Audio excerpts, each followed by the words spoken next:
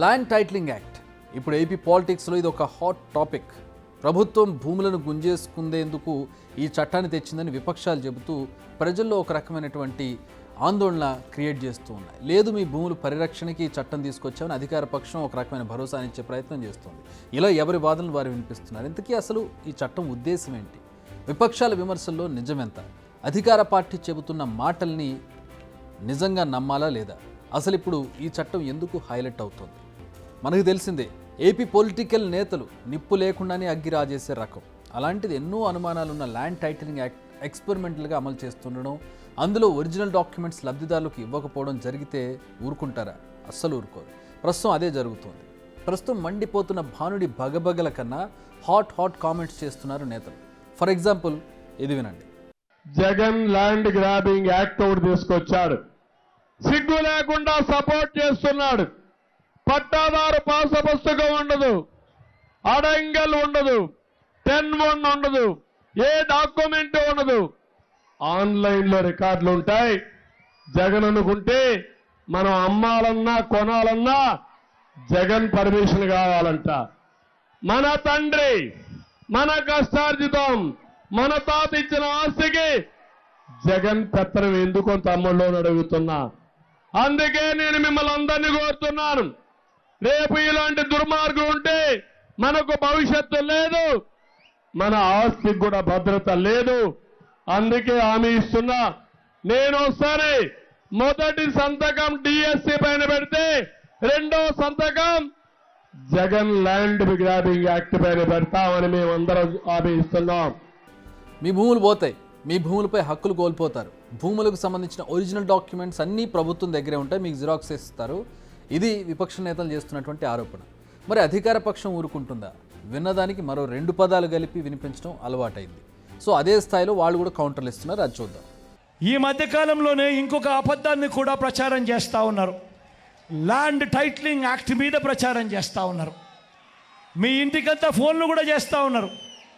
మీ అందరికీ కూడా IVRS ద్వారా ఫోన్లు కూడా చేసి మీ భూములన్నీ జగన్ లాక్కుంటాడు అని చెప్పి ప్రచారం చేస్తూ ఉన్నాడు.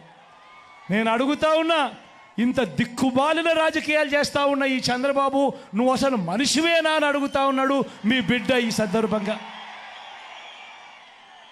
మీ జగన్, మీ బిడ్డ భూములు ఇచ్చేవాడే కానీ భూములు లాక్కునేవాడు కాదు మీ బిడ్డ. అసలు చంద్రబాబు నాయుడు అడుగుతా ఉన్నా, అయ్యా అసలు నీకు ల్యాండ్ టైటిలింగ్ యాక్ట్ అంటే ఏమిటో తెలుసా చంద్రబాబు అని అడుగుతా ఉన్నా.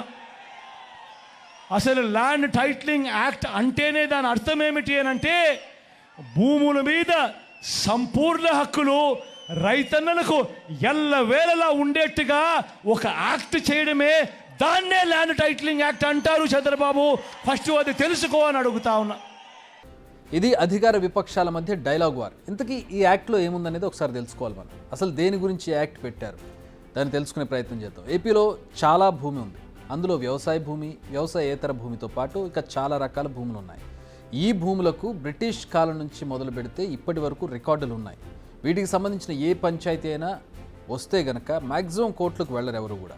అక్కడ పెద్దల ముందు పంచాయతీ పెట్టుకొని ఇళ్లలోనో పెద్దల కుటుంబాల మధ్యలోనూ తేల్చుకుంటారు. ఎందుకంటే కోర్టుకు వెళితే ఏ రికార్డు తవ్వితే ఎక్కడ తేలుతుందో ఒక భయం ఉంటుంది. అంటే ఇప్పటికీ చాలా వరకు భూములకు సరైన రికార్డులు లేవని మనకు అర్థమవుతుంది. అందుకే ఈ యాక్ట్ని తీసుకొచ్చామని చెబుతోంది కేంద్రం.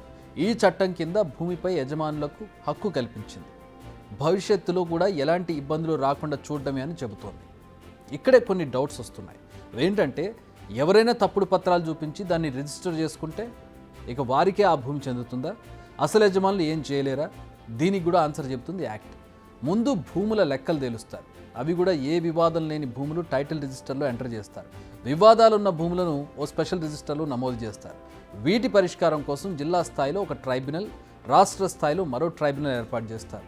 రాష్ట్ర ట్రైబ్యునల్ తీర్పు మీద అభ్యంతరాలుంటే హైకోర్టును కూడా ఆశ్రయించే అవకాశం ఉంటుంది. ఈ ల్యాండ్ టైటిలింగ్ యాక్ట్ ప్రకారం భూ యజమానిని ఒకసారి నిర్ధారిస్తే అదే ఫైనల్ అవుతుంది. అయితే ఆ భూ యజమాని ఎవరనే దాన్ని అంత ఈజీగా నిర్ధారించరు.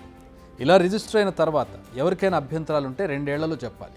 2 ఏళ్లలో అభ్యంతరాలు చెప్పకపోతే ఇక కోర్టుకు వెళ్ళినా లాభం ఉండదు. ఇవి చట్టం డీటెయిల్స్. ఇక్కడే చాలామంది భయపడుతున్నారు. 2 ఏళ్ళు మాకు తెలియకపోతే గనక మేము కోర్టుకు వెళ్ళినా ఉపయోగం లేదు. ఈ విధంగా అన్యాయం అయిపోతాం. ఎందుకంటే చదువుకున్న వాళ్ళు ఉండొచ్చు, చదువుకోలేని వాళ్ళు ఉండొచ్చు, నిరక్షరాస్యులు ఉండొచ్చు. వాళ్ళకి తమ ఆస్తి ఎవరి పేరు మీద ఉందో లేదంటే ఎవరి పేరు మీదకి తర్జుమా అయిందో అనేది వాళ్ళకి తెలిసే అవకాశం లేకపోతే గనుక, ఈ 2 ఏళ్లలో వాళ్ళు కంప్లైంట్ చేయలేకపోతే గనుక ఆ 2 ఏళ్ల తర్వాత ఆ భూమి వాళ్ళకి చెందదు. దీన్నే ప్రధానంగా అక్కడ ఉన్నటువంటి ప్రజలు అనుమానిస్తూ ఉన్నారు. దీని తర్వాత పరిస్థితి ఏంటనే దాని మీద వాళ్ళకి చాలా అనుమానాలు ఉన్నాయి. దీన్ని క్లియర్ చేయాల్సిన అవసరం ప్రభుత్వాల మీద ఉంది. మరి వివాదం ఎందుకు అనుమానాలు వస్తున్నాయి? ఎందుకంటే ప్రస్తుతం ఏపీలో ఈ యాక్ట్ను ప్రయోగాత్మకంగా అమలు చేస్తున్నారు. అది కూడా సెలెక్ట్ చేసిన 16 రిజిస్ట్రార్ ఆఫీసుల్లో మాత్రమే. మొత్తం ఏపీ మొత్తం ఇది లేదు. కేవలం ఒక 16 రిజిస్ట్రార్ ఆఫీసుల్లో మాత్రమే పైలట్ ప్రాజెక్ట్ కింద దీన్ని అమలు చేస్తూ ఉన్నారు. సో ఒరిజినల్ కాకుండా జిరాక్సులు ఇస్తూ ఉన్నారు వాళ్ళకి. ఇక్కడ మొదలైంది పంచాయతీ. ఈ అంశమే ఎన్నికల అస్త్రంగా మారింది. ఈ చట్టం ద్వారా వైసీపీ ప్రభుత్వం ప్రజల ఆస్తులను కొట్టేసే ప్రయత్నం చేస్తోందని, మరోసారి జగన్ అధికారంలోకి వస్తే మీ భూములను కొట్టేస్తారంటూ విపక్షాలు విమర్శలు మొదలుపెట్టాయి. ప్రజలను గందరగోళానికి గురి చేసేందుకు అలాంటి ప్రచారాలు చేస్తున్నారంటూ వైసీపీ నేతలు కౌంటర్లు ఇస్తున్నారు. అది సర్వసాధారణం. 2019లో కేంద్రం దీనిపై కమిటీ వేసిందని, దాన్ని వైసీపీపై రుద్దేందుకు టీడీపీ ప్రయత్నిస్తోందన్నది వైసీపీ నేతల ప్రధానమైనటువంటి కౌంటర్. అంతా బాగుంది. ఇది నిజంగా కేంద్రంలోని బీజేపీ సర్కార్ నిర్ణయమే, ఇది నిజమే. కానీ వైసీపీ ప్రభుత్వం ఎన్నికల ముందు ఈ చట్టాన్ని ఎందుకు అమలు చేస్తోంది? వివాదాస్పదమని తెలిసి కూడా ఎందుకు కొరివితో తలగొక్కుంటోంది? ఏ రాష్ట్రం చేయని సాహసం వైసీపీ ప్రభుత్వమే ఎందుకు చేస్తోంది అనేది ఇక్కడ బిగ్ క్వశ్చన్. ఇది కావాలనే పొలిటికల్ రచ్చను రాజేసే ఉద్దేశమా, లేక ఈ చట్టంపై విపక్షాలతో విమర్శలు చేయించి కూటమిలో బీటలు తెచ్చే ప్రయత్నమా అనేది ఇప్పుడు ఇంట్రెస్టింగ్ పాయింట్. మొత్తానికి ఎన్నికల వరకు విపక్షం ఎన్ని విమర్శలు చేసినా వైసీపీ ఆగేలా కనిపించడం లేదు.